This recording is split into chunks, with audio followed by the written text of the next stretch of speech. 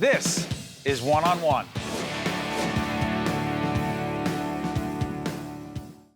We are pleased to be speaking to Dr. Michael Giuliano, Assistant Dean of Faculty, Resident and Student Development, Seton Hall-Hackensack Meridian School of Medicine. Doctor, we are here in one of the laboratories that in July of 2018 will be fully functioning with students learning, growing, and becoming the future physicians, right? Coming real quick, real quick. Talk to us about what you're so excited about in terms of what's going to be happening here and the kinds of physicians that will come out of here. This is a unique opportunity. I'm sure everyone's talked about the fact that you don't get to start a new medical school from scratch very often. And the ability to bring people together, the students and faculty and residents together to do that is a very unique opportunity. And it gives us an opportunity to really break some of the old paradigms that have been in place for a long time, not have to break those walls down, but actually build from scratch, clean piece of paper, and actually begin right from the beginning in terms of what we think is the best way to educate and build the system. You know, before we got in there, you gave me a very simple analogy, and I want you to play this out a little bit. Now, you can teach, you can give information, you can tell someone, here's how to get that fish. You can give a man or a woman a fish, right? They eat for a day. You can teach, obviously, someone how to fish, and there's a lifetime, potentially, of good things. How does that relate to a medical school? So I think for the most part, most medical education has been all about just giving fishes, the pieces of knowledge that people need to use. And it's still important. You need to do that, obviously.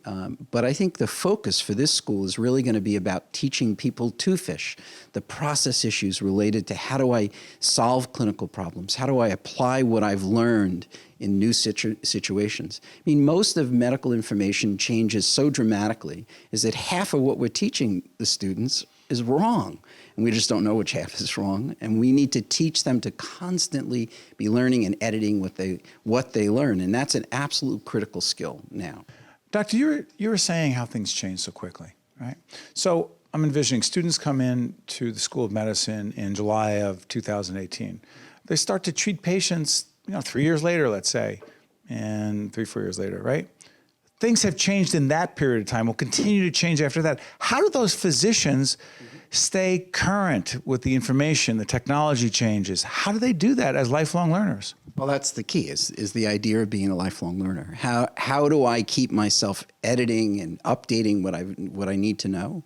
And actually one of the core skills will be able to actually use search abilities, looking at information, how things are changing, obviously updating yourself in terms of the literature. But it's become such a gargantuan task that you really need to know the sites to go to, places that are pre-digesting lots of information so that you're not behind the 8 ball, not having to constantly be reading. No one can do it individually, but teaching people where to go, what the most important reliable sites are, how to do a proper search, what the resources, fixed resources they need. Those are all going to be critical skills, probably the most critical skill that they're going to have in terms of editing and updating their knowledge base. Doctor, there's a Catholic mission, a Catholic component for this, in this initiative, that particularly with the Seton Hall piece, that matters a great deal to you. Talk about that.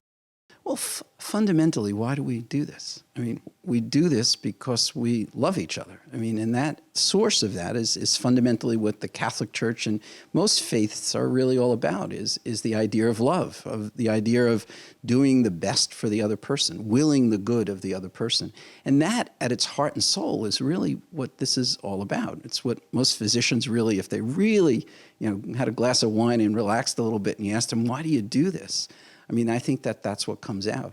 So that Catholic heart, the heart of the Catholic Church, is really all about making God's love be real in the world. And this medical school's mission, fundamental mission, is indeed to love our patients in a godly way.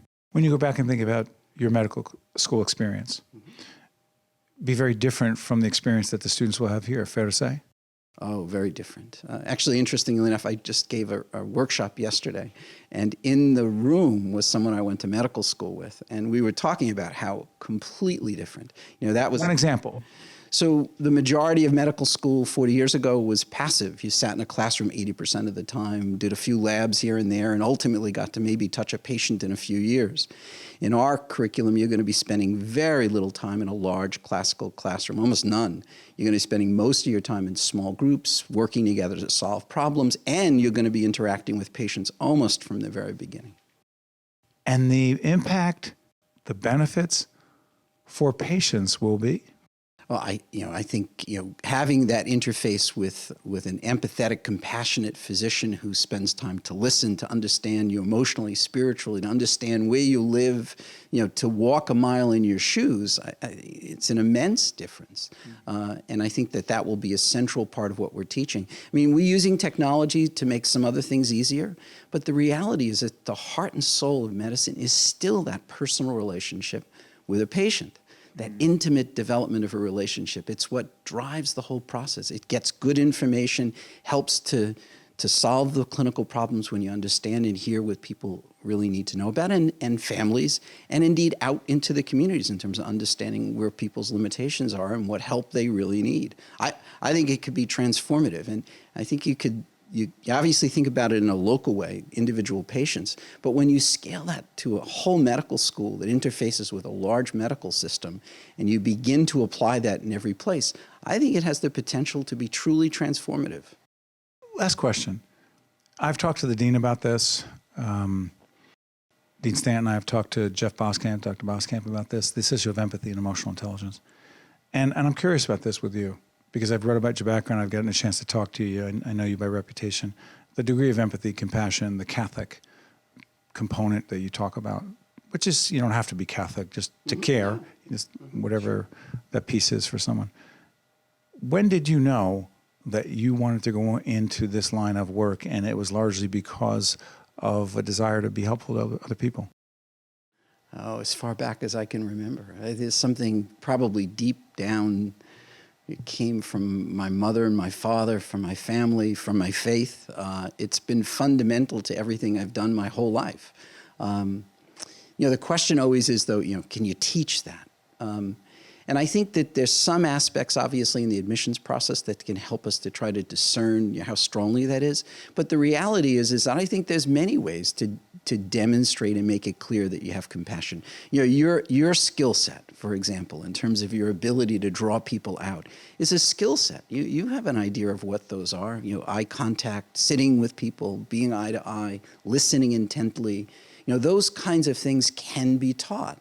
And obviously, walking a mile with someone to understand them is something you can indeed model and indeed demonstrate. And of course, make certain that that's modeled not just by faculty, but it's modeled by the residents. My title includes residents because they're so critical to make certain that they don't give an attitude that's harder and not empathetic and not compassionate. This has to be across the entire spectrum, from the faculty to the direct clinicians, to the residents, and to the students themselves. It's a continuum. Thank you, Doctor. It's been my pleasure. Thank you. One-on-One with Steve Adubato has been a production of the Caucus Educational Corporation, celebrating over 25 years of broadcast excellence. This special edition of One-on-One with Steve Adubato is brought to you from the Tisch WNET studios at Lincoln Center. Funding has been provided by NJIT, PSE&G, New Jersey Sharing Network, the New Jersey Office of the Insurance Fraud Prosecutor, Johnson & Johnson, Verizon, and by the law firm of Gibbons PC. Transportation provided by Airbrook Limousine, serving the metropolitan New York, New Jersey area.